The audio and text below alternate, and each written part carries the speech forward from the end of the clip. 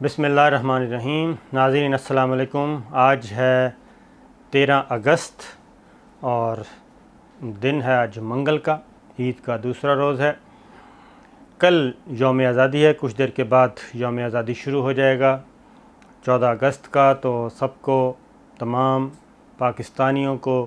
یہ عظیم الشان یوم آزادی مبارک ہو۔ 1947 میں پاکستان آزاد ہوا تھا اور پاکستان اس بر صغیر کے مسلمانوں کی ایک طویل جدوجہد تھی، جس کے نتیجے میں پاکستان کا ایک ٹکڑا ہمیں ملا تھا اور اس پہ ایک بہت بڑے پیمانے پر ہجرت ہوئی تھی۔ ایک لمبی تحریک چلی، تحریک پاکستان کا، جس کو تحریک پاکستان کہا جاتا ہے، اور اس میں مسلمانوں نے بہت بڑے پیمانے پر قربانیاں دیں، خواتین نے، بچوں نے، بوڑھوں نے، اور دنیا کی سب سے بڑی ہجرت جو ہے وہ دیکھنے کو ملی تھی 1947 میں، کہ لاکھوں لوگ جو اس وقت انڈیا ہے، انڈیا کی سرزمین چھوڑ کے اس پاکستان کی سرزمین پر آئے تھے، اور اس لیے آئے تھے کہ وہ اپنے آپ کو یہاں پہ اپنی جو آزادیاں ہیں وہ حاصل کر سکیں۔ اور کیونکہ تحریک پاکستان کا ایک ہی نعرہ تھا کہ پاکستان کا مطلب کیا، لا الہ الا اللہ، اسی نعرے کو لے کے وہ آگے بڑھے تھے۔ چھوٹا سا بتاتا ہوں کہ قائد اعظم محمد علی جناح پہلے ہندو مسلم اتحاد کے سفیر تھے، اور ان کی پولیٹکس، سیاست جو ہے وہ کانگریس سے شروع ہوئی تھی، لیکن جب انہوں نے دیکھا کہ ہندو ذہنیت تبدیل نہیں ہو سکتی، اور ہندوؤں کا جو پلان ہے وہ خواہ کچھ بھی، کوئی بھی حل ہو بر صغیر کی تقسیم پہ تو ہندو جاتے ہی نہیں، اور جو بھی سیاسی سیٹلمنٹ ہے اس میں ہندوؤں کا جو ذہن ہے وہ ایک ہی ہے، وہ یہ ہے کہ مسلمانوں کو ہم نے غلامی میں ہی رکھنا ہے، اور مسلمانوں کو کبھی بھی درجہ اول کا شہری یا اپنے ہم پلہ کا شہری قرار نہیں دینا۔ جب وہ اس سوچ کو، کانگریس کی سوچ کو سمجھ گئے، اس کے بعد پھر وہ پولیٹکس سے کنارہ کش ہوئے، اور اس کے بعد پھر مسلم لیگ،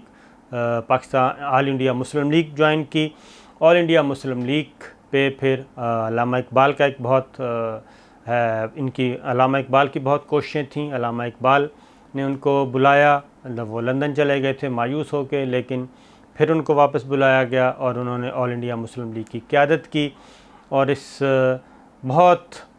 آئینی، قانونی اور مہذب طریقے سے پاکستان کا یہ ٹکڑا حاصل کیا۔ چومکھی لڑائی لڑی انہوں نے، بیمار ہونے کے باوجود۔ اور دوسرا، قائد اعظم کا ایک چھوٹا سا یہ بھی بتا دوں کہ قائد اعظم محمد علی جناح کے بارے میں کہا جاتا ہے کہ جی یہ لبرل جو سوچ ہے وہ، حالانکہ حقیقت نہیں ہے لیکن لبرل سوچ ہے، کہ وہ ایک بہت ہی سیکولر اور لا دین کے جیسے سوچ رکھنے والے لیڈر تھے۔ ایسا ہرگز نہیں تھا۔ قائد اعظم محمد علی جناح دین اسلام سے جڑے ہوئے تھے،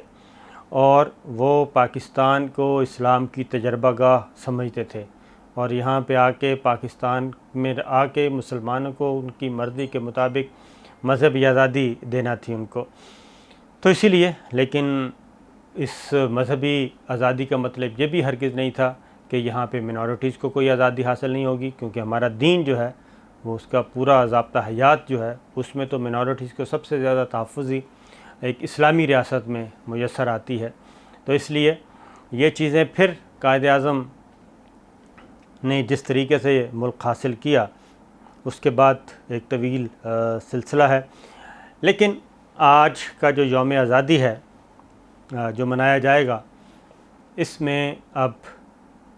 کشمیر کا معاملہ جو ہے، کشمیر کے ساتھ اظہار یکجہتی کا دن خاص طور پہ شامل کیا گیا ہے۔ بھارت کے حالیہ اقدام کی وجہ سے مقبوضہ کشمیر کا جو سٹیٹس ہے وہ ختم کیا ہوا ہے۔ لیکن میں قائد اعظم محمد علی جناح کے بارے میں بتا دوں کہ یوم آزادی انہوں نے کیسے حاصل کیا، پاکستان سے کتنا پیار کرتے تھے، اور اس کے بعد آنے والے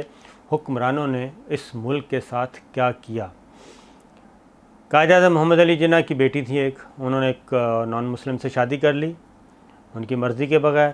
اس کے بعد قائد اعظم محمد علی جناح نے اپنی اس بیٹی سے قطع تعلق کر لیا تھا۔ ایک باپ ہونے کے باوجود، اکلوتی بیٹی ہونے کے باوجود، انہوں نے ان سے قطع تعلق کیا،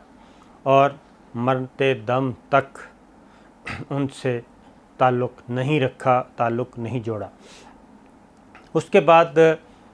وہ بن گئے گورنر جنرل بن گئے۔ گورنر جنرل بننے کے بعد اپنی بیٹی نے ملنے کی خواہش کا اظہار کیا۔ ان کا ویزا جب انہوں نے اپلائی کیا تو ویزا اپلیکیشن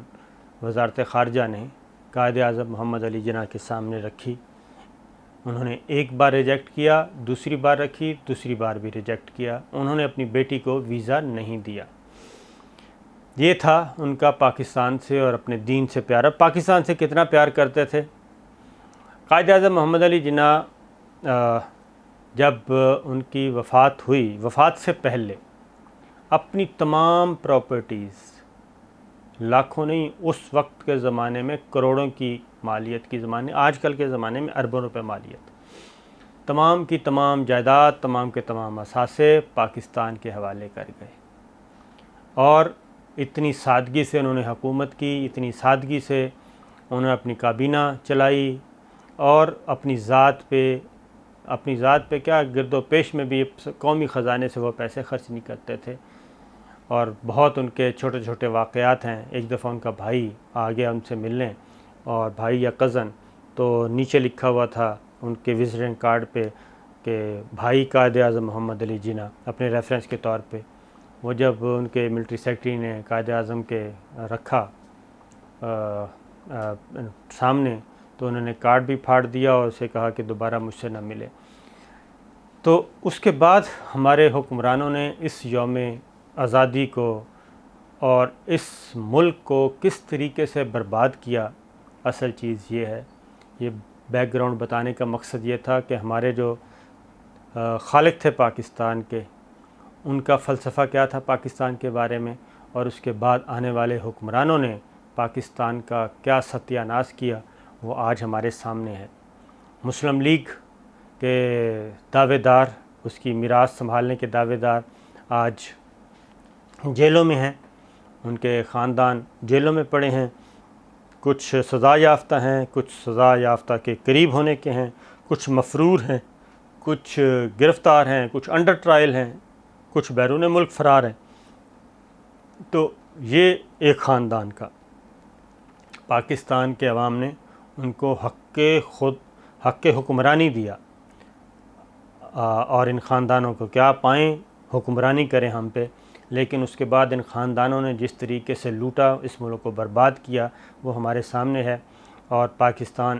30,000 ارب روپے کا مقروض ہے۔ دوسرا خاندان، اس کو لے لیں،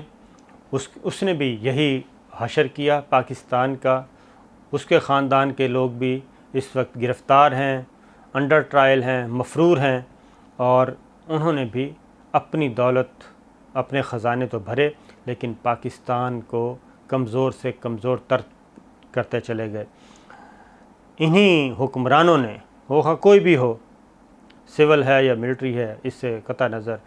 حکمرانوں نے کیا کیا، جتنا انہی حکمرانوں کے دور میں کیا ہوا؟ انہی حکمرانوں کے دور میں ہمارے قومی ادارے برباد ہوئے۔ پاکستان ریلوے برباد ہوا، PIA برباد ہوا، پاکستان پوسٹل سروس برباد ہوئی، سٹیل مل، قومی اثاثہ برباد، یہاں تک کہ گورنمنٹ کے جو ہاسپٹل تھے، لوگوں سے ان کا جو ایک حق تھا کہ ان کو صحت دی جائے گی، وہ بھی چھین لیا گیا۔ تمام سرکاری ہسپتالوں کا حال ستیہ ناش کیا ہوا ہے، تمام سرکاری تعلیمی اداروں کا حال ستیہ ناش ہے، جبکہ پرائیویٹلی ان کی جاگیریں کھڑی ہو چکی ہیں۔ اور اسی طریقے سے یہ جتنے بھی حکمران خاندان، تو میں صرف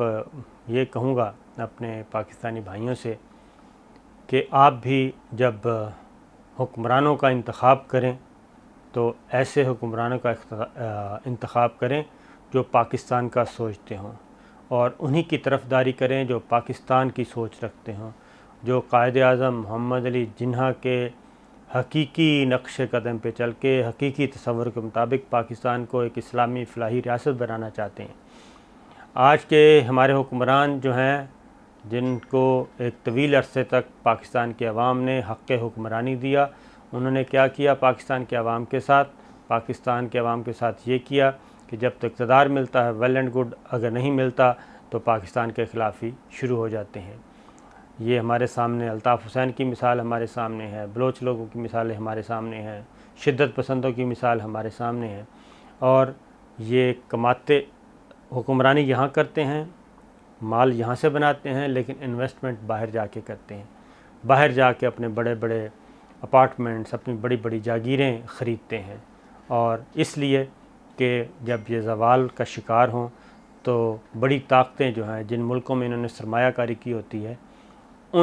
وہ ان کے پیچھے کھڑے ہو جائیں، وہ ان کو بچائیں، اور یہ انہی کے مفادات کو یہاں پہ سرو کرتے ہیں۔ آج بھی